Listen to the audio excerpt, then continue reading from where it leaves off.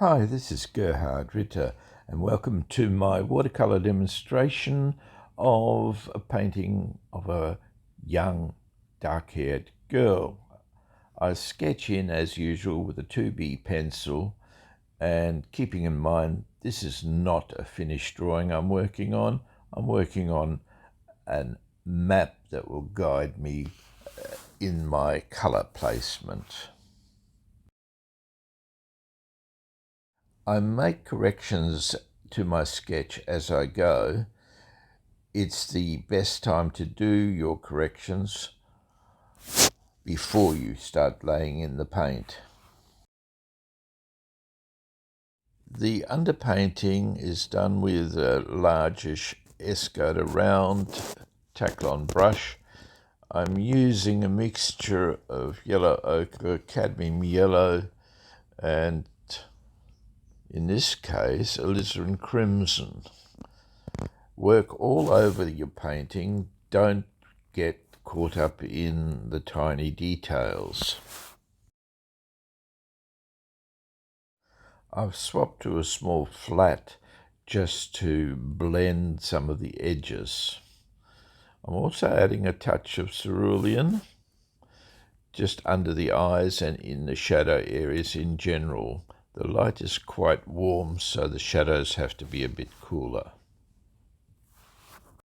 As usual, I like to use alizarin for the lips and also for touches of colour in the cheeks and the nose. Here I'm adding quite a bit of burnt sienna and then a touch of burnt umber just for the darker areas. I also add that in the eye, mixing burnt umber with some ultramarine.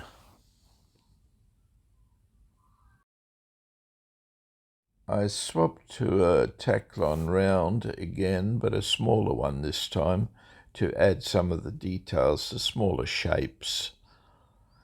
Still using that burnt umber, burnt sienna, touch of alizarin crimson,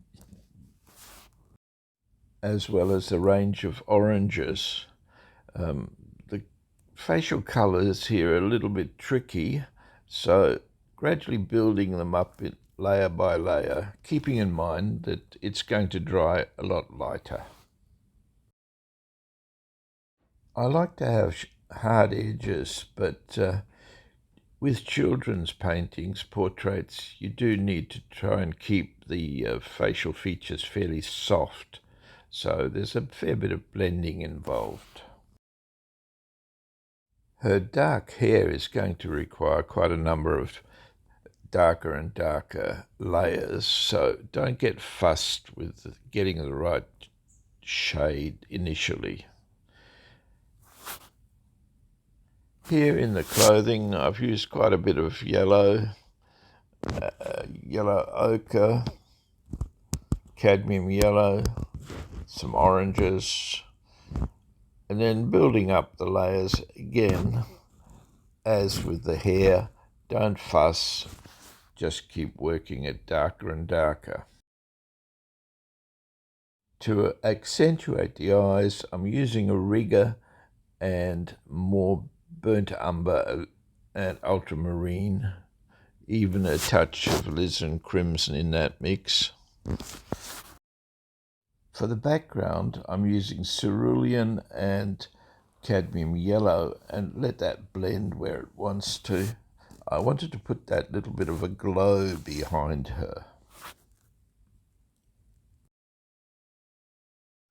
I'm going back to the small flat to soften the edges, and then to put in some highlights, I use a little bit of titanium white gouache. That'll need to be softened, but it's just to achieve that tonal variation.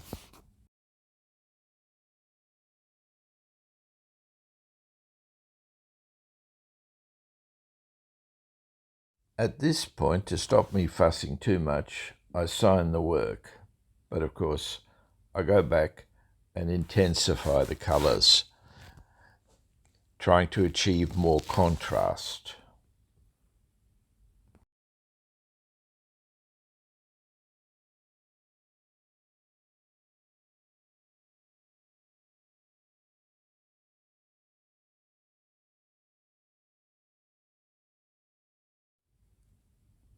Here I'm adding and then taking out the highlights, but then decide the hair and the shadows need to be much stronger.